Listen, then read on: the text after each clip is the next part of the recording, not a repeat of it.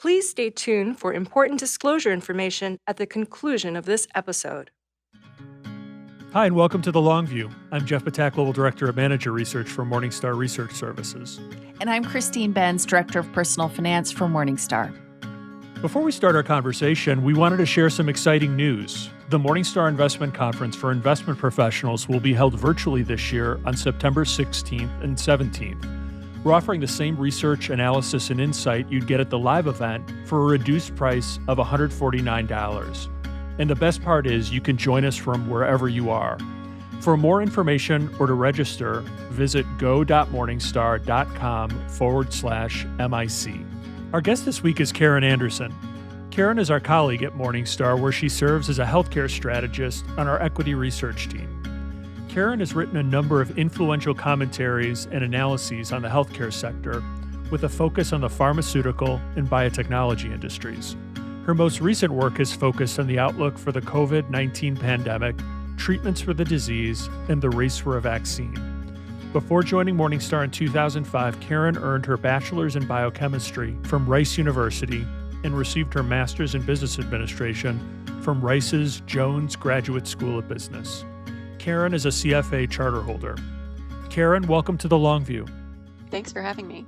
We're going to talk quite a bit about the outlook for a vaccine, but the subtext for that discussion seems to be that a vaccine has become a necessity. Is it fair to say that the course we're presently on is vaccine or bust? I think at least in the US, I think that's the way it's shaping up. Unfortunately, we never really got a handle on containment, and even countries that appeared better able to contain the virus seem to struggle every time they take another step towards more normal behavior. And so, I think at this point, the virus is so widespread, it's not going to just disappear. The only way to stop it is immunity. So that can either be from people becoming infected or from vaccination. And so the sooner we get a vaccine, the better. You just wrote a piece laying out the reasons we're in that position. Can you explain why containment hasn't succeeded in the US and whether it ever will? Yeah, so without a vaccine, containment really does rely on a lot of public health measures. And all of them kind of add up together to determine whether we are pushing hard enough against the vaccine for us to be able to contain it rather than allow the outbreak to grow. So, overall, I'd say public health is not something that the US has invested in very much, really, over the past several decades. That's been one of the biggest hurdles in terms of containment.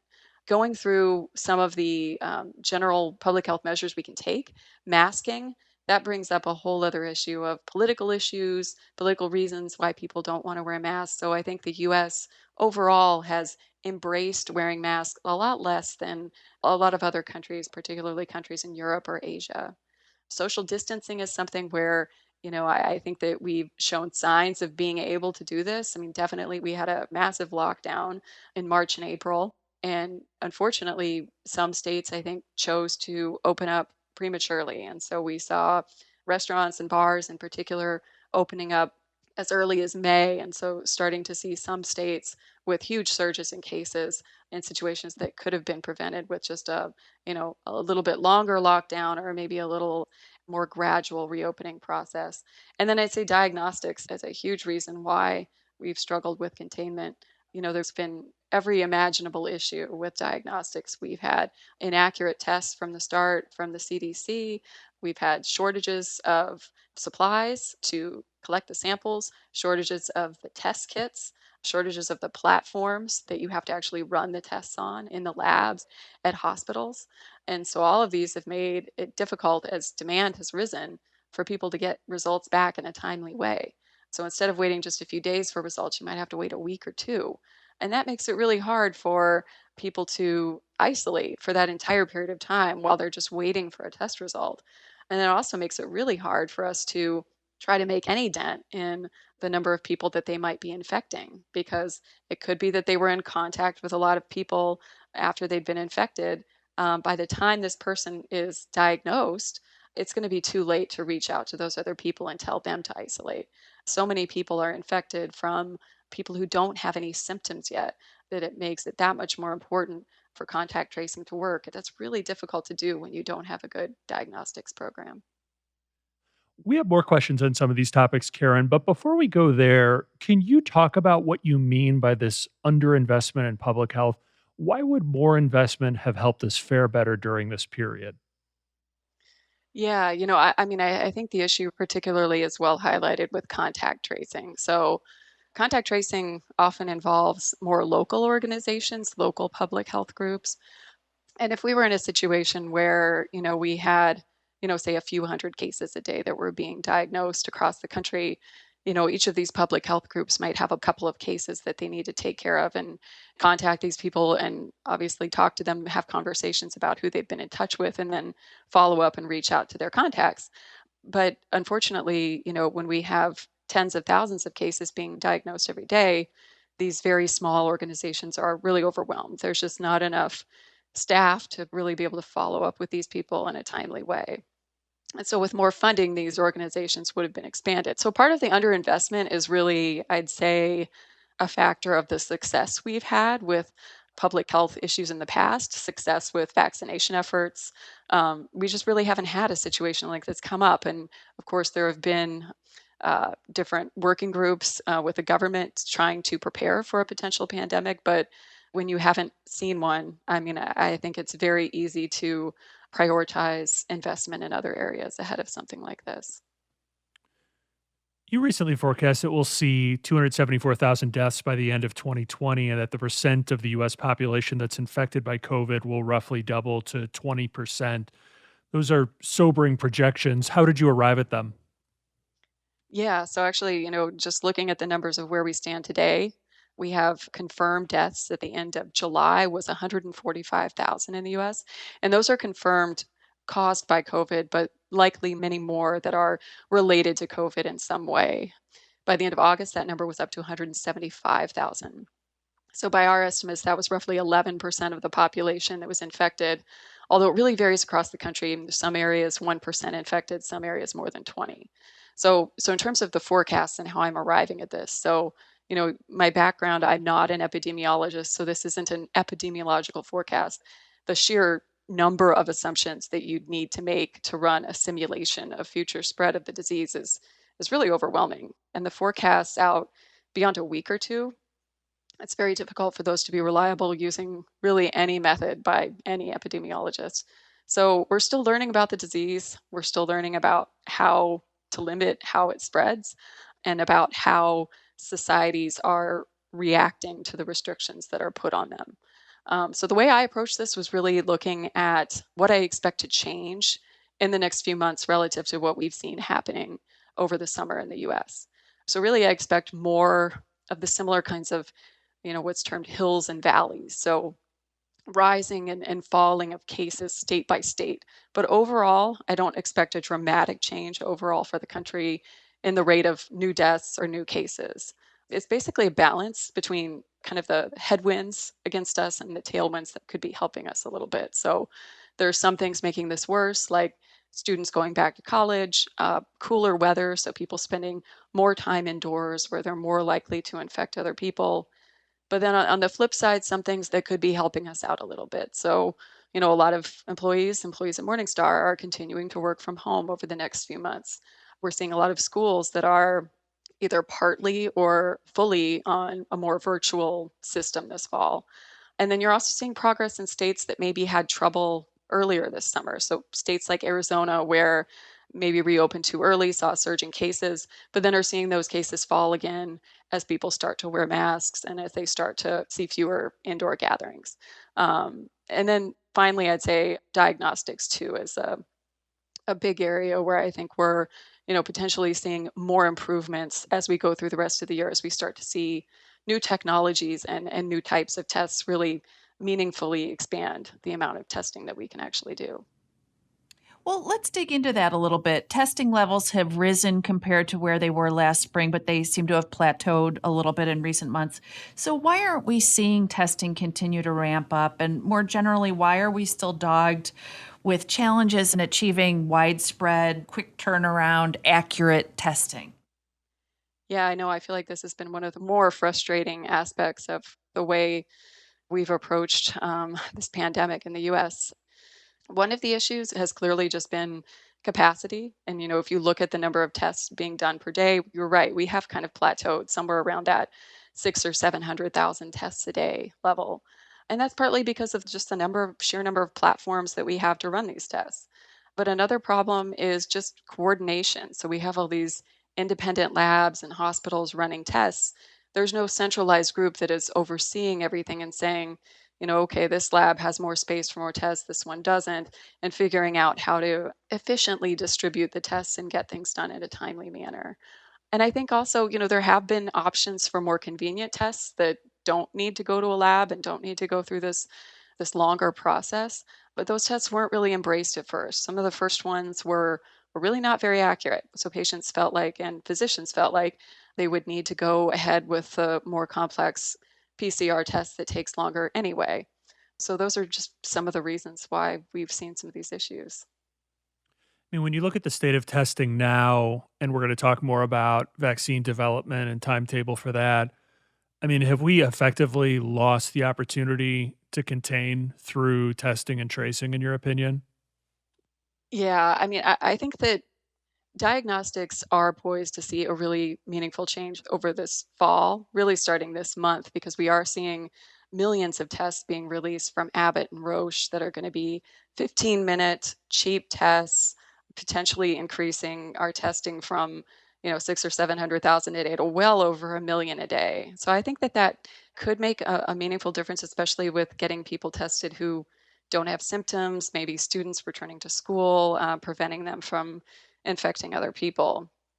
But yeah, the size of this outbreak and being able to control it to a level that can actually counter all of the kind of the headwinds we're facing as we're heading into cooler weather, I think we're approaching a time where progress with the vaccine will still be the ultimate marker for how we can fight this down and really contain it.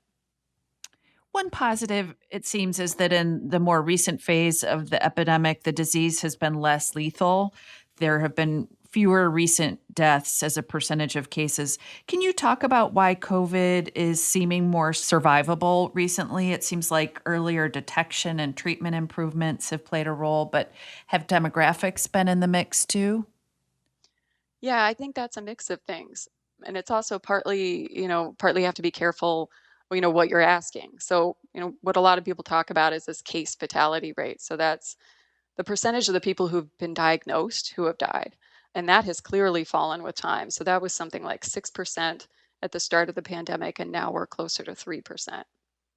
The actual death rate from the disease as a percentage of the total number of people who've been infected, that's a lot harder to pinpoint because we just don't know how many people have been infected, short of testing everyone in the country. So we have expanded testing, but it's possible we're still only testing, 10 to 20% of the actual cases. Those are some of the estimates we've seen out there now. So I think the case fatality rate's improving partly because we're diagnosing more of the mild cases now than we were when diagnostics were in much more limited supply.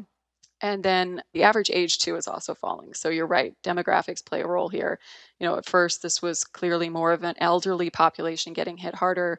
Death rates in that population are much, much higher than they would be for, the under 65 age group. And I think treatments could be having a role here too, although maybe on a more limited level and maybe more recently. We haven't had treatments that had a really dramatic impact on survival. Gilead, it looks like their drug remdesivir appears to have a trend towards improving survival. It looks like it certainly improves the speed that some patients are recovering. And some of the best treatments we've seen more recently, steroids, maybe a 10 or a 20% reduction in the death rate from those treatments. But I think steroids are going to be used more and more commonly in the coming months. So let's turn to COVID vaccine development, which I think we're going to devote the bulk of the remainder of the episode to. But before we do that, for listeners who are unfamiliar, can you briefly walk through the typical arc of developing a vaccine and getting it out to the public? How long does it usually take, and why does it take that long?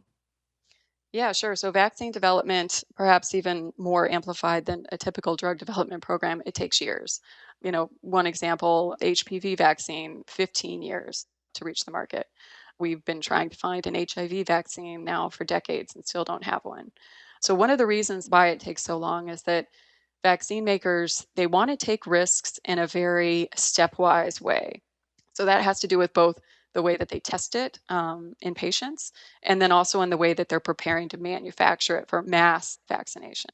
So basically, as you get more information about how the vaccine works in animals, you find the right dose in smaller trials in humans, you see efficacy and you move to larger trials. While all that is going on, you're also building up larger manufacturing capacity. Can you explain the difference between accelerated approval of a vaccine and emergency use authorization? And how can that affect the timetable for delivering a drug to the public?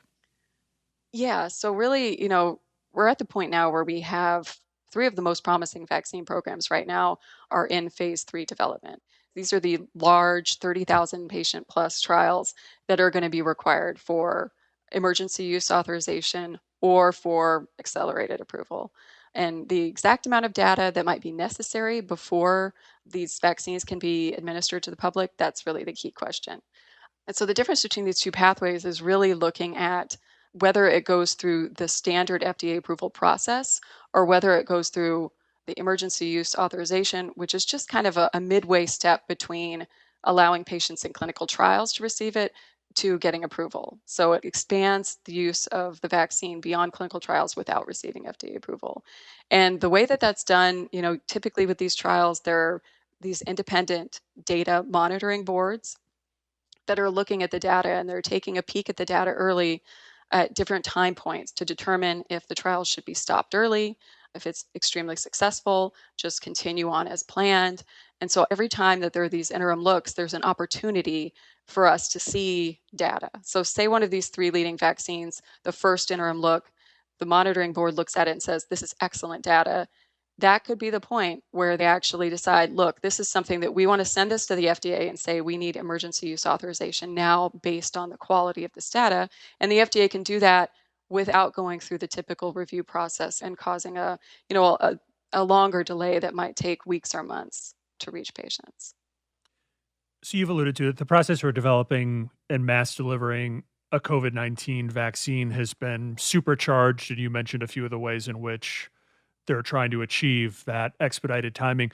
It's much faster than the norm. What implications do you think this might have on vaccine development more broadly in the future? Do you think this could be a template for future vaccine development?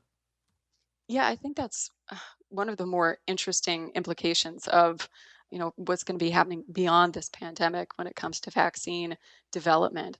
I mentioned there are three vaccines that are already in phase three. Two of those are RNA-based vaccines. So this is very new technology. There aren't any approved vaccines yet with this technology. If those turn out to be successful, I think that has really positive implications for future vaccine development. There's a reason why Moderna and BioNTech and Pfizer were the first two programs to enter phase three development in July. And that's because their technology is such that they can really just, it's termed kind of plug and play. They can just really take the genetic sequence that they know they need for the spike protein. This is the protein that helps the virus infect cells. They can put it into their system, put it into just basically a shell that they can inject into patients. And then it finds its way into cells, and patients are making this spike protein, and patients have an immune reaction to that spike protein. If that works, anytime we're confronted with a new virus, we just need to plug in that new genetic sequence and the manufacturing capacity will already be built. So that would definitely have implications on time saving and also confidence, the possible positive data from new programs as well. To widen out for a minute, what is the approach that you've used to forecast whether a vaccine will wind its way through R&D trials and commercial production? And how do you do that? And is it different from how you'd forecast the odds of any other non-vaccine drug or therapy coming to fruition? Is this vaccine different? Yeah, so I'd say that, we've seen the initial clinical data in humans from really four of what we would call the key vaccine programs. And we're assigning them somewhere between a 50 and a 70% chance of success. So in my mind, that means that, out of these programs, we're very likely to have at least one of these become available, at least on a smaller supply level by the end of this year. But getting to those actual probabilities, there's also some art to this, not just science.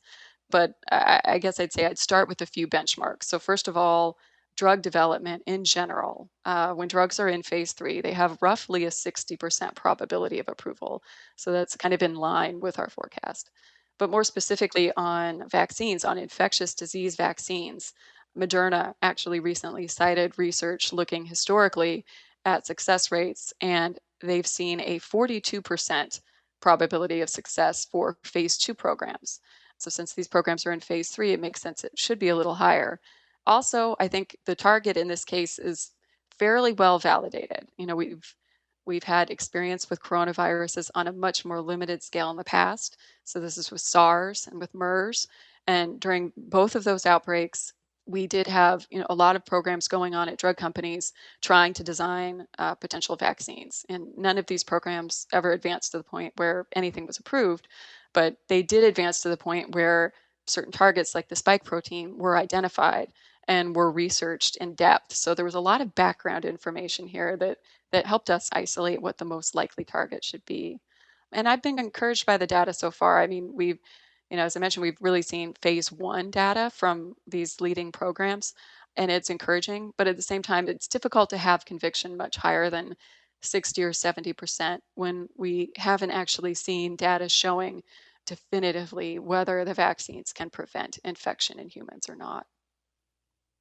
So, we're going to talk more specifically about the leading vaccine candidates. But before we do that, just to give listeners the lay of the land, in a recent piece of analysis that you published, you laid out various treatment options, including not just vaccines, but also what you refer to as antibody programs and antivirals. And so, for our listeners, I would imagine there's many of them, counting myself, who don't know the difference between them. Can you briefly elaborate on what the difference is between a vaccine and antibody program and an antiviral and why someone might want to care? Yeah, sure. Yeah, so I mean, the first drug that probably a lot of people heard about was Gilead's remdesivir. So that's an antiviral. So antivirals generally they attack the virus itself. They make it harder for the virus to do what it needs to do to make you sick. So that's replicate, infect cells, or make any kind of proteins they need to make to replicate. Um, so antivirals, that was kind of the first step that we saw in this case. And those tend to work early on in treatment. They tend to work when the virus loads are increasing after a patient's been infected. Antibody programs, those, we've seen a variety of those enter development just recently. Hopefully, we see some data and potential emergency use authorizations later this year. But those, generally speaking, the programs we have for COVID-19 are antibodies that have been designed as antibodies against the spike protein. So this is kind of mimicking what the immune system would do if it were confronted with the virus. So these antibodies help basically target the spike protein and help the immune system get rid of the virus. Vaccines, there's a lot of different ways that vaccines work, but the basic idea with a vaccine is that you're not giving the patient the actual virus that can make them sick. You're just giving them a part of it. You're giving them enough of a clue that the immune system can see what it needs to be fighting against. So sometimes you're just giving it the genetic material for the spike protein. So that's what the Moderna and Biointech programs are doing. Sometimes you're giving it the actual antigen or the actual protein, the spike protein itself. So that might be programs from Novavax or from Sanofi.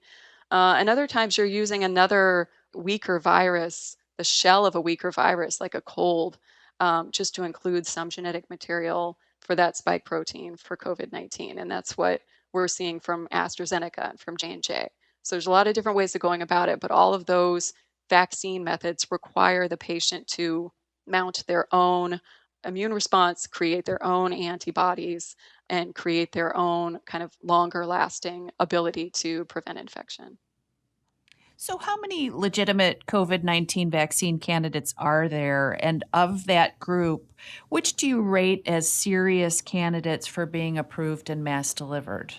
Here in the US, I should say. Yeah, yeah. So the latest numbers I saw from the World Health Organization, they listed about 33 vaccines that are in clinical testing and well over 100 that are still preclinical, so not being tested in humans yet.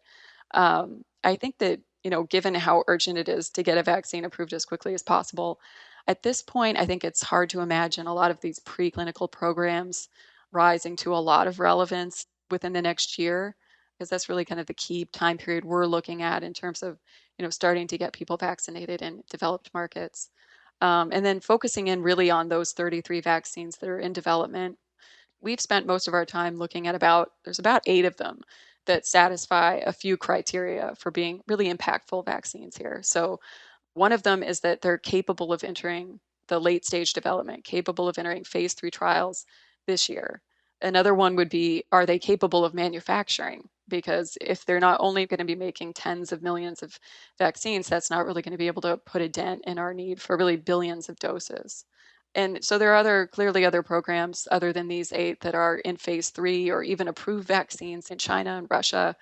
But, in some cases, the data there is limited, and, the data might be partly mixed as well in terms of how effective they could be.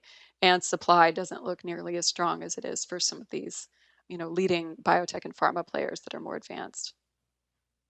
So let's drill down on some of those leading candidates you mentioned in the US, and maybe you can talk about them in terms of trade offs. So, what are some of the trade offs in terms of efficacy, safety, manufacturability you see between the leading vaccine candidates in the US? Yeah, yeah, sure. So maybe I'll start with Moderna and Pfizer BioNTech, since those are both RNA vaccines. So one of the positives here is that they're the most advanced in development. And so one of these programs is very likely to be the first approved vaccine. We're assuming emergency use authorization in December for these programs. The positives, we've seen solid data for both of them from phase 1. They've been able to basically cause the healthy volunteers that have been injected to produce strong levels of antibodies. And these antibodies, they're making them on a level that's very similar to what you see in people who have recovered from COVID-19. So that is very encouraging. It's not proof that they're protected, but it's very encouraging. Also, Moderna recently had data in elderly volunteers, which not all of the vaccines have data in yet. And that data was very strong. It looked like they had just as good a response as younger people. And that's a concern that elderly people maybe can't have as good an immune response. Um, for Pfizer, on the flip side, they also had some additional data beyond antibodies showing a good T cell response. So, this is something that people are concerned. You might need a good T cell response to have a really long period of protection from a vaccine.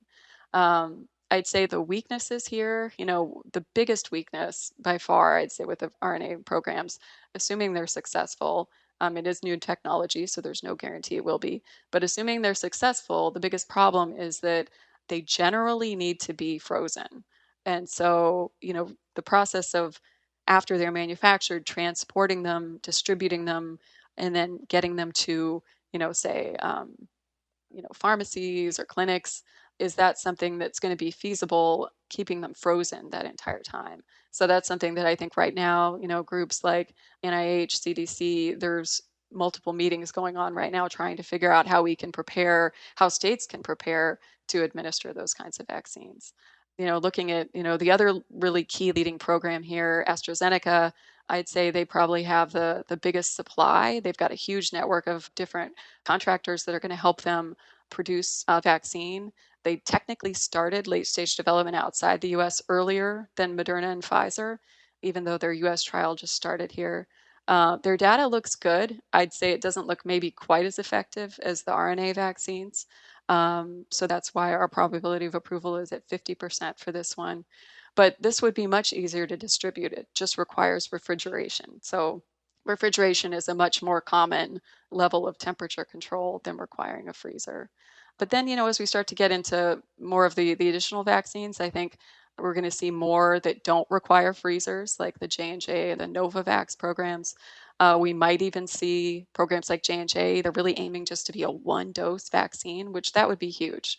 All the other vaccines so far will require 2 doses, so you have to keep track of patients as they come in for their first dose, make sure they come in 3 or 4 weeks later to get their second. So that's another kind of logistics hurdle for those. But yeah, I mean, I think we're overall looking at the top 8 programs. All of these that we've seen data on have generated positive data and potential for, generating hundreds of millions, if not billions of doses in 2021. Karen, in your latest forecasts, you assume that the two leading vaccine candidates have a 60% probability of approval and the third a 50% probability, as you just said. Judging from the market's continued rise, it seems like investors are more optimistic. They seem to be pricing in much higher odds of approval. So, if we have a scenario where maybe just one of these vaccines is approved, how might that impinge on our ability to mass vaccinate the population? Yeah, I think that if you were in a situation where just one vaccine were approved, regardless of who that vaccine maker is, I think it would be, impossible for them to serve the full market, at least based on the stated capacity goals that they've given for 2021. I mean, the best position might be Novavax or AstraZeneca. Novavax needs a much lower dose, but even then, it's more like 2 billion doses. And so we're assuming that for just developed markets alone, we would assume we would need closer to 3 billion doses. So that would definitely be a shortfall just from one being approved. That said, I think there's, one area, I mean, if we really did see this happen, I think that the entire pharma market would rally around that one winner to boost capacity as soon as possible. So there might be a short delay, but say if one of the RNA vaccines work and the other ones don't, the other companies hopefully try to adapt their capacity to help. And the same goes with AstraZeneca. Their manufacturing, it's much more like just general biologics manufacturing. So there would be a lot of big biotech companies that should be able to kind of pitch in and help if needed. So, is the way to think about this that we need really one successful, proven, or as proven as can be vaccine, and then the manufacturability part of it, there'll be a market and sort of public healthcare policy response that takes care of that piece of it. We don't need multiple vaccines in order to get out there and mass vaccinate the population. Is that a way to think about it? I think if that one vaccine that works ends up being kind of the perfect vaccine where it needs refrigeration, it's one dose, it's got capacity right away. I mean, then yeah, technically I think you would only need one. But I think all of these are going to have, unfortunately, I think they're all going to have quirks. I mean, I think there's going to be some that work better, some maybe that don't work as well in elderly people. So you want to favor a different one. Or, developing markets are probably not going to be wanting access to ones that require freezers for the entire storage time. So I think we're going to have to kind of try to balance this. So hopefully we end up with a few vaccines that have their certain niches where they're working best. I wanted to jump in with one quick follow up. It does sound like maybe sort of bench strength, if you will, or redundancy is important just given the unknowns here. And so you alluded to it earlier, but I'm curious the drop off between these leading candidates that we've been talking about and then the next rung below that. How big a gap would we be looking at in the hopefully unlikely event that those leading candidates they don't gain approval or they aren't effective in suppressing COVID or they simply can't be mass manufactured the way we need them to be? Yeah, yeah. So those first three programs that I'm assuming, have a chance of emergency use authorization this year. So let's say those programs are just off the table. Then you're looking at Johnson and Johnson poised to start phase 3 trials this month. You've got companies like Novavax, I think is poised to start perhaps in October.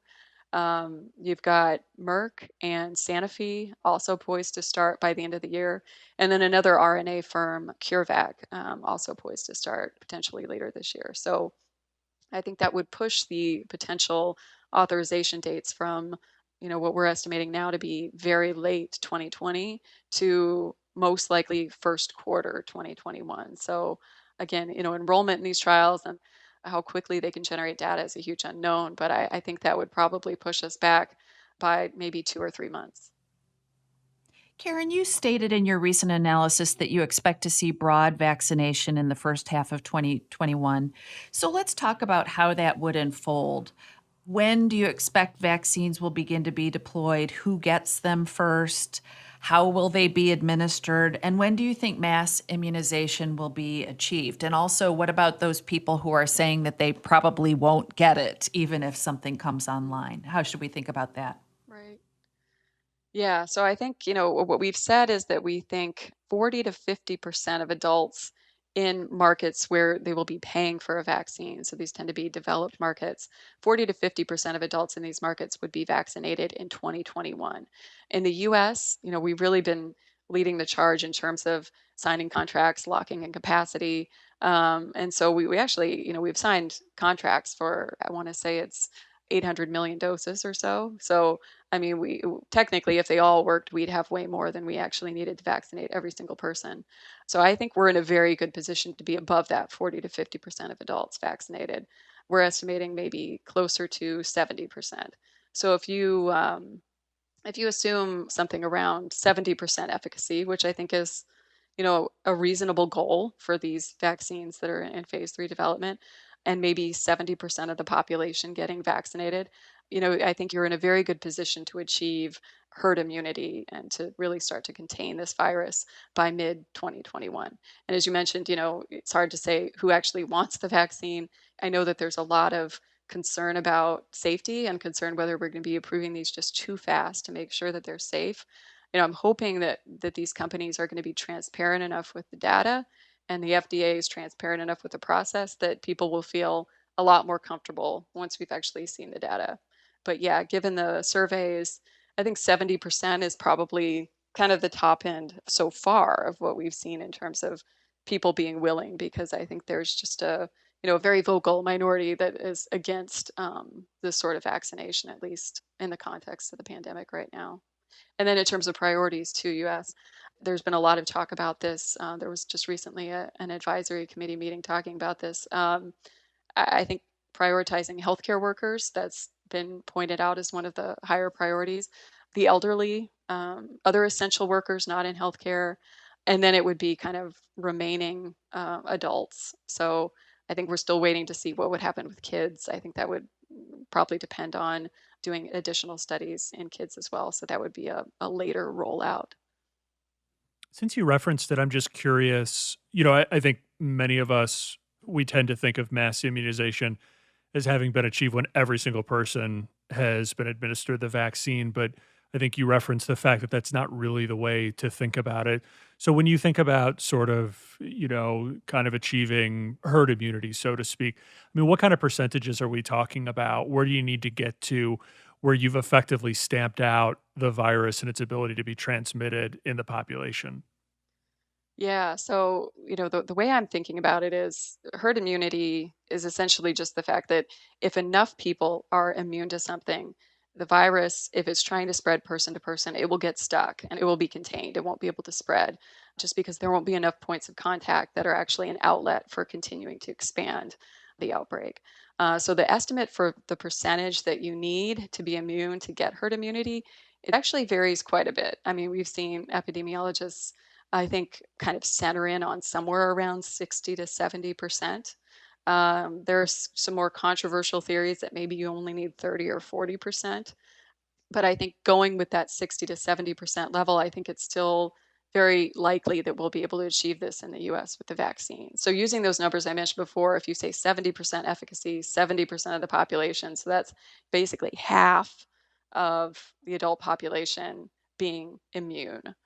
On top of that, to get to that 60 to 70%, you can add in the people who were already sick but not vaccinated. So, we're estimating that that's going to be by the end of the year, 20% of the population. So that adds another piece. And then another more, again, kind of uncertain area, more controversial, is there might be some people out there who are immune based on exposure to other coronaviruses. So there's a theory that's kind of rising, and there's much more support for it now, that some people are protected because of certain colds that they may have had and the immune system response that they formed to those colds. So they may be much less likely to get sick or at least to get a severe illness. So if you add all of those things together, I think you're very likely, even with just vaccinating the people who are willing to get vaccinated, and even without perfect efficacy for the vaccine, I think we're still very likely to get to that herd immunity level. If we were to lay out these vaccine candidates on a two by two effectiveness versus safety grid based on the results we've seen so far, that you've seen so far, what would go where? Are you seeing clear differences in effectiveness versus safety? Yeah, that's a great question, and that's definitely something that we want to be aware of as we wait for these, kind of phase 3 readouts to come out. I think just looking at the data we've seen from phase 1 and the preclinical data, just looking at everything on face value, I think the Novavax data to me implies that that could be the most effective vaccine. That would be followed by Moderna and BioNTech, and then I would put Astra among those four that have data as the least effective. I would say the huge caveat there would be that it's impossible to compare efficacy at this point. And that's really because when we're looking at the data, we don't know what's most important. We don't know if it's most important to have the strong antibody response, the strong T cell response, what kind of T cell response, or if you need both. We also don't know how comparable their data is because they're all using different types of assays to measure these. They're using different benchmarks to compare to different sets of patients who have recovered, who all have different antibody levels and have different stories in terms of how severe their disease was, how long ago they recovered. So there's just a lot of complications here that make it really hard to determine which is most effective without phase 3 data. And I'd say on safety, though, I mean, generally speaking, they all look relatively similar. I think Novavax requires the least amount of vaccine because they use a special booster that enhances its efficacy once it's in the body. So potentially that could have the least side effects in it, and it had a good profile in phase 1. Moderna, potentially the highest side effects, but these are side effects like fever. These are more flu-like side effects, not what I would consider, very serious side effects that would derail its use or really endanger people getting the vaccine. So overall, I think they all look very tolerable with short-lived side effects that we've seen so far. Based on your experience analyzing other drug candidates, how likely is it that we'd see new and serious side effects at this stage of the trial process? I think it's looking less likely that there would be a major side effect. So, thousands of people have already been vaccinated with these leading programs from Moderna, Pfizer, BioNTech, and AstraZeneca. I think the biggest risk that I'm really watching for right now, and this is one I would watch for with any new vaccine, regardless of whether the development speed was accelerated as it is right now during the pandemic. But what I would be looking for would be very rare side effects that crop up once you start vaccinating millions of people. So we have seen that before with a handful of other vaccines. There was a swine flu vaccine in the 70s that caused some very rare immune reactions, so it's not unheard of. We've also had two trial pauses with the AstraZeneca vaccine. There was one in July and one just in September that I wanted to talk about. So in July, Astra saw a case, what they thought of as a potential case of transverse myelitis, which is a rare form of inflammation of the spinal cord that can be triggered by viral infections and potentially by vaccines, although that link to vaccines hasn't been proven. So the case in July turned out to be multiple sclerosis. So that was unrelated to Astra's vaccine, and the trial resumed. So the new situation in September, Astra so far hasn't confirmed that the new case was diagnosed as transverse myelitis, but has just said that the woman's symptoms were consistent with this disease initially. So, phase 3 trials in the UK have actually already resumed because regulators and an independent committee both agreed that the trial was safe, which is reassuring. But there is a lack of transparency here. Astra is citing patient privacy concerns, and it's hard to be sure what happened. However, I'd say expert opinion is, likely that the vaccine did not trigger the illness based on the resumption of trials. Astra has already vaccinated 18,000 people, but with most of the 30,000 people in the US trial still needed to be enrolled, we're going to see a lot more data and more patients before regulators ever sign off on this vaccine, which I think is also reassuring. Overall, I think Astra's pause here makes two things clear. I think that the vaccine makers are being appropriately cautious by stopping trials and analyzing any signs of safety issues. And then also just that the public will need transparency on the final efficacy and safety data before being expected to sign up to get, vaccinations in large numbers. So I would expect to see increasing transparency as we get more data starting to flow out of the phase 3 trials. You've done some work sizing the market for these vaccine candidates, and you've found that it could be a $40 billion market by the end of 2021. Are there any investing opportunities that these vaccines present, or has the market already priced in any potential that they have?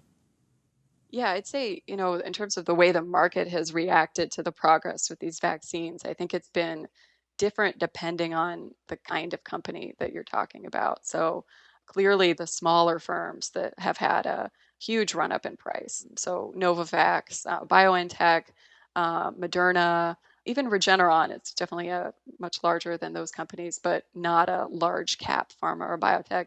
All of those have had a pretty good run up in price. And in terms of the names that we cover, by and large, we don't see those as good a value right now. We feel like it's more than incorporated in the stocks. Then there's other companies that maybe have seen a small increase, companies like J&J, Astra, Sanofi, but they've already talked about the fact that these programs are going to be not for profit. So it's difficult at this point for us to put any kind of extra cash flow benefit from these programs. We'd have to wait and see if this becomes a recurring profit stream, something where these companies are, after the pandemic, may be able to price at a profit and see some kind of financial benefit here. But so far, these are companies that are saying, hey, we just want to get a vaccine out, for the good of society. Then you have some other larger firms that I think look undervalued relative to the potential of their contribution with vaccines or with treatments. So firms like Pfizer, Roche, Gilead. So these are all companies that are either, working on, it's kind of runs a spectrum there. Pfizer more focused on the vaccine. Roche now working with Regeneron and an antibody that's a relatively new agreement for them, but could be huge upside. And then Gilead, of course, with remdesivir. You have a much wider subject matter expertise than just COVID vaccines and their developers. So let's talk about some of the more important trends you're observing in the biotech and pharma industries and the potential it might have to transform healthcare. What, in your opinion, does the next frontier look like? Yeah, so I mean, I'd say there's a lot of kind of exciting trends going on in the backdrop before we entered COVID that we were highlighting.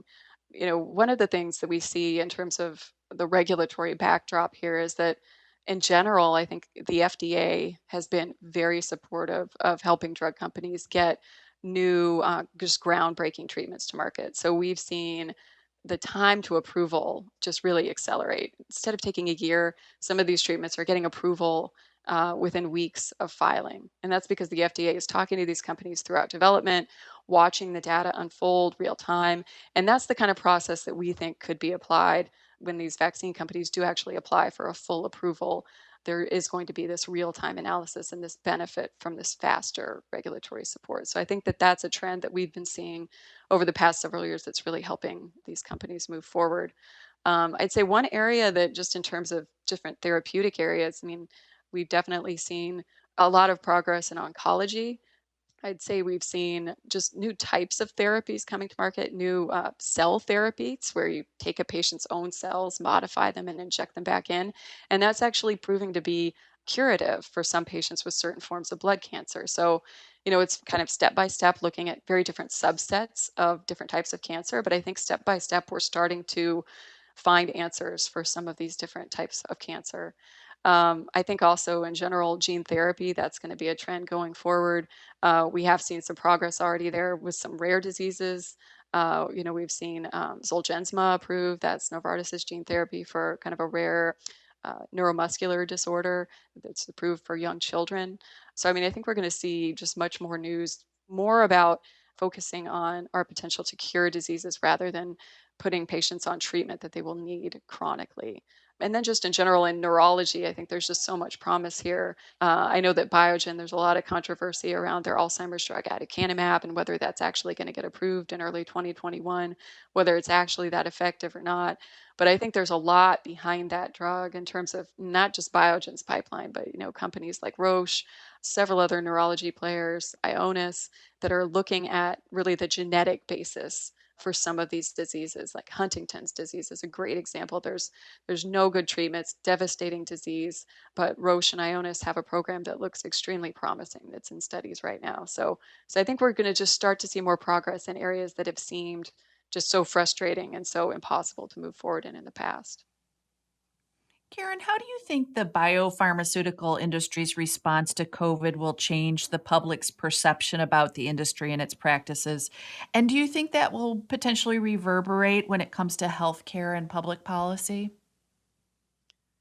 Yeah, I mean, I think that, perception of the industry has been very poor relative to pretty much any other industry out there. I think that it's already improving. I mean, I think that during the pandemic, drug development, vaccine development have definitely been clear bright spots, I'd say, in the response of the US. So many other things have gone wrong, but I think the drug development, the vaccine development have all been kind of trending all in the right direction. So I think this does create a lot of goodwill toward the industry. And in my mind, it supports the argument that, it's one thing to try to help patients afford their medicines to reduce out of pocket costs, but we may not want to implement any kind of, just devastating price regulation. We may not want to just destroy pricing in an area where we've seen such solid innovation in so many areas. So I think it makes it less likely that we would see more aggressive double digit hits to pricing from any policies coming out of Washington. I wanted to close by asking a question from the patient's perspective. If we were to fast forward 10 years from now and try to imagine what pharmaceutical care would look like from the patient's perspective, where would that differ most strikingly from today? Maybe taking cancer treatment as an example. Yeah, sure. Yeah. 10 years, in a way, 10 years is kind of a short time for drug development. It basically is taking the programs that we've heard about today that are maybe just entering clinical development and forecasting what could happen if those drugs, those treatments are available for patients in a decade. So it's hard to say whether we're going to have additional, just revolutions in cancer care. But in some ways, we kind of already have over the past few years because we've had so many new oncology therapies that really tap into getting the immune system involved in fighting cancer with, drugs like Keytruda and Opdivo, these CAR T, these cell therapies I referred to. And then there's a whole host of other types of oncology therapies that also try to bring in the immune system, but are maybe more convenient to administer and don't take as much time to give to patients.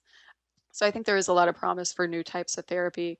I think we're probably going to start to get better at diagnosing some of these diseases earlier, maybe with more blood tests that can determine early signs of disease. I think sequencing is also going to help where it's going to get cheaper, it's going to get easier.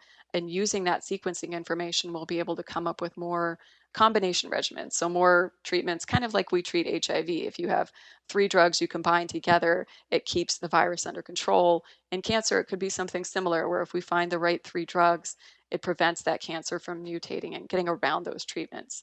I guess if I were to highlight just one really exciting potential area in oncology, it would be the idea of personalized cancer vaccines. So I thought that would be something interesting to highlight right here because Biointech, one of the companies that's one of the leading COVID-19 vaccine manufacturers, they're actually pursuing vaccines as treatments for cancer.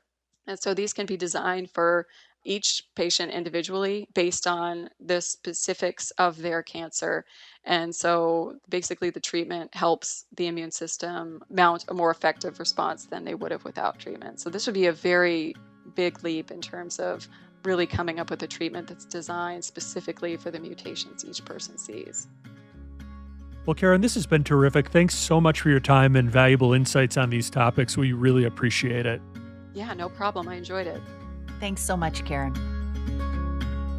Thanks for joining us on The Long View. If you liked what you heard, please subscribe to and rate The Long View from Morningstar on iTunes, Google Play, Spotify, or wherever you get your podcasts. You can follow us on Twitter at Christine_Benz. And at SYouth1, which is SYOUTH and the number 1. Finally, we'd love to get your feedback. If you have a comment or a guest idea, please email us at thelongview@morningstar.com. Until next time, thanks for joining us. This recording is for informational purposes only and should not be considered investment advice. Opinions expressed are as of the date of recording. Such opinions are subject to change. The views and opinions of guests on this program are not necessarily those of Morningstar Inc. and its affiliates. Morningstar and its affiliates are not affiliated with this guest or his or her business affiliates unless otherwise stated. Morningstar does not guarantee the accuracy or the completeness of the data presented herein. Jeff Batak is an employee of Morningstar Research Services, LLC. Morningstar Research Services is a subsidiary of Morningstar, Inc. and is registered with and governed by the U.S. Securities and Exchange Commission. Morningstar Research Services shall not be responsible for any trading decisions, damages, or other losses resulting from or related to the information, data analyses, or opinions, or their use. Past performance is not a guarantee of future results. All investments are subject to investment risk, including possible loss of principal.